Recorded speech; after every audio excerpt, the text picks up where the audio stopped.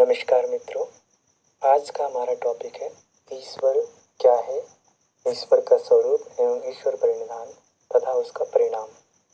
तो हम बात करते हैं ईश्वर क्या है, कैसा है, उसके स्वरूप के बारे में महर्षि पतंजलि क्या कहते हैं। महर्षि पतंजलि ने पहले अध्याय के 24वें सूत्र में ईश्वर के स्वरूप के बारे में बताया है, जिसमें कहा गया है क्लेश कर्म विपाकाशय परामृष्ट पुरुष विशेष ईश्वर, अर्थात वह विशेष पुरुष जो क्लेश, जिसमें 5 क्लेश है, पांचों क्लेशों कर्म और विपाक से सर्वथा रहित है, वह पुरुष विशेष ईश्वर है।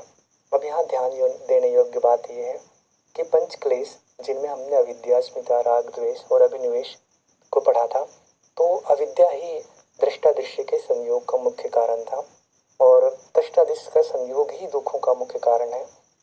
तो हम जानते हैं कि जब क्लेश रहते हैं तभी सारी चीज़ों की उत्पत्ति प्रकृति में होती है और फिर क्लेशों के रहने से वृत्तियां भी चलती है, कर्म भी होते हैं और उसका परिणाम भी हमें भोगना पड़ता है।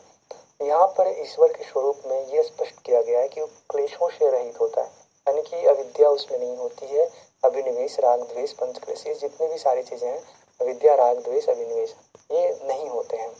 तो जब उनमें क्लेश ही नहीं है तो फिर उनके वृत्तियां भी क्लिष्ट नहीं होगी, कर्म भी वो नहीं, कर्म से भी वो अछूता होते हैं, यानी कि वो ना पाप कर्म करते हैं और ना ही पुण्य कर्म करते हैं, वो सर्वथा निष्काम कर्म योगी होते हैं। और क्या है, उनके विपाक भी नहीं होंगे, क्योंकि जब वो कर्म ही नहीं कर रहे हैं तो उनका परिणाम भी कोई नहीं होगा। तो आशय का मतलब है विपाक, उनका संस्कार का समूह, इससे वो सर्वथा रहित होते हैं। यानी कि आप ये समझ सकते हैं कि जो पुराणों में, ग्रंथों में ऐसे ईश्वर के बारे में बताया जाता है कि हम मनुष्य भगवान से अपने भाग्य लिखवा करके लाते हैं, अपने कर्मों के परिणाम लिखवा करके लाते हैं कि हमें कैसे रहना है, कब हमारा जन्म मृत्यु, ये सारी चीज़ें हम उस हिसाब से अपने जीवन में व्यवहार करते हैं। परंतु ईश्वर ऐसा होते हैं जो अपने भाग्य वो खुद लिखते हैं, या यूँ कहें कि उसका चित्त बिल्कुल खाली रहता है, एक खाली स्लेट की भांति। वो जो जिस प्रकार से चाहे इस संसार में उस तरह की परिवर्तन करने के लिए स्वतंत्र होते हैं। इसका तात्पर्य ये है कि वह सर्वथा संस्कारों से रहित होकर के आते हैं। यदि कोई मनुष्य भी उस प्रकार से आता है तो वो भी देवतुल्य ही कहा जाएगा। अंतर केवल ये है कि वो जब शरीर छोड़ते हैं तो भी वह संस्कारों से रहित होकर के जाते हैं। उनका महाप्रयाण भी संस्कारों से रहित होकर के जाना होता है। जैसा कि कबीर के दोहे में भी हम सभी सुनते हैं कि जस के तस रख दीनी चदरिया, यानी कि कहते हैं कि कबीर ने भी बड़ी जतन से चादर, यानी कि ये जीवन का ताना बाना रूपी चादर को ओढ़ा और इस जीवन को पूरा जीने के बाद भी उस चादर को जैसी की तैसी बिना दाग लगे, यानी कि बिना एक भी संस्कार चित्त में जमा किए, बिना एक भी क्लिष्ट या कैसी भी संस्कारों को चित्त में लिए, जैसी की तैसी इस चादर को, इस जीवन रूपी चादर को छोड़ के चले गए।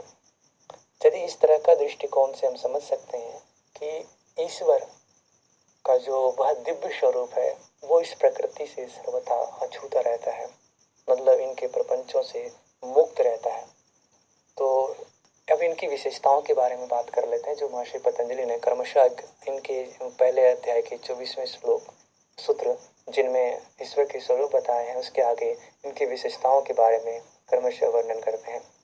पहले अध्याय के 25वें सूत्र में कहते हैं तत्र निरतिशयम सर्वज्ञ बीजम, यानी कि वह सर्वज्ञता का बीज है। निरतिशयम मतलब जिससे अतिशय, मतलब जिससे अधिक कोई और नहीं हो सकता, वैसे वह सर्वज्ञता मतलब सब कुछ जानने का बीज है, मूल है। वह सभी ज्ञानों का मूल है। जहाँ से भी कुछ हम जानते हैं उसका मूल स्रोत वह ईश्वर ही है। हम कहीं बाहर से कोई जानकारी नहीं इकट्ठा करते, बल्कि हम वहीं से जो कुछ भी जान पा रहे हैं हम उन्हीं में से जान पा रहे हैं। उनसे कुछ भी छुपा हुआ, कुछ भी ढका हुआ, कुछ भी अज्ञात उनसे, उनके द्वारा नहीं है। आगे उनकी विशेषता है कि वह गुरुओं का भी गुरु है और काल की सीमा से परे है। काल की सीमा उसे बांध नहीं सकता, वह उनकी गति सर्वत्र है। पूर्वी शाम अपि गुरु काले नान अवच्छेदनात्, यानी कि वह क्या है, पूर्वी शाम अपनी गुरु, गुरुओं के भी पूर्व वो रह चुके हैं, गुरुओं के भी पूर्व हैं, जितने लोग ज्ञाता है जो इस सृष्टि के बारे में जानते हैं उन सबके भी पूर्वज हैं। और क्या है, काले नान अवच्छेदात, वो काल से भी अवच्छेदित नहीं होते, काल की सीमा उसे नहीं बांध सकती, काल से वो परे है, यानी कि वो महाकाल स्वरूप है। तस्य वाचक प्रणव, उसका जो वाचक है वह ओमकार है, प्रणव है। ओमकार से उसका बोध होता है, ओमकार उसका प्रतीक है, नाम है, ऐसा समझना चाहिए। तस् तज्जपस तदर्थ भावनम, और उसकी जो ओमकार जो उसका वाचक है उसका उसी के भाव से जप करने से उस भाव को हम प्राप्त हो जाते हैं। यदि हम ओमकार को उसी के भाव से जप करें तो हम उसी भाव को प्राप्त हो जाएंगे। किस भाव को?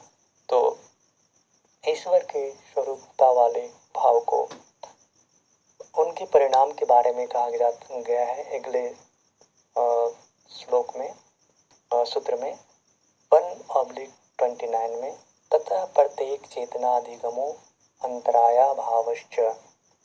इससे क्या होता है, उस ओमकार के जाप का, उसी ईश्वरीय चिंतन के माध्यम से उस वाचक ओमकार का जप करने से चेतना के जो अंतराय हैं, 9 अंतराय जो हमने पढ़े थे, उनका भी अभाव हो जाता है।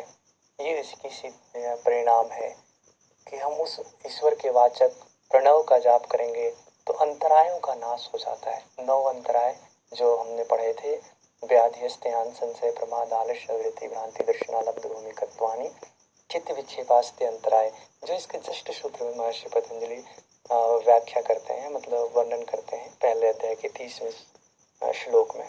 अब हम बात करते हैं ईश्वर प्रणिधान की। ईश्वर प्रणिधान क्या है?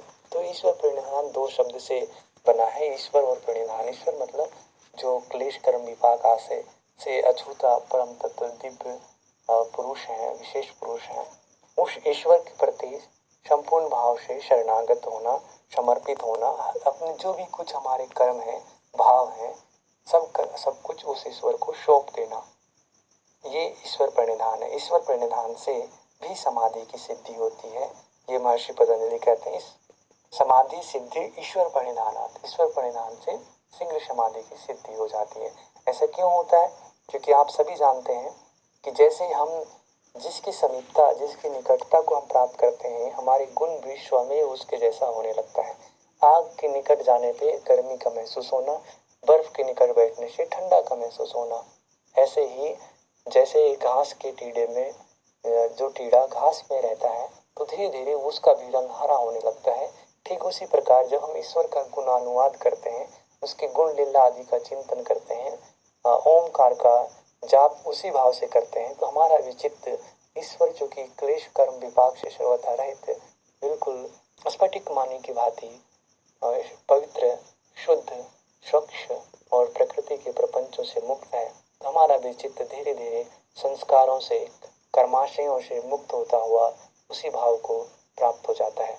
इसी वजह से ईश्वर प्रणिधान से भी समाधि की सिद्धि शीघ्र, सरलता पूर्वक से, सुगमता पूर्वक से हो जाता है। इस प्रकार से हमारा आज का ये टॉपिक ईश्वर क्या है, उसका स्वरूप और ईश्वर प्रणिधान क्या है, इनको जानते हुए हम ईश्वर इसके फल के रूप में समाधि की सिद्धि को जाना। आज का यह क्लास पूर्ण होता है। धन्यवाद, नमस्कार।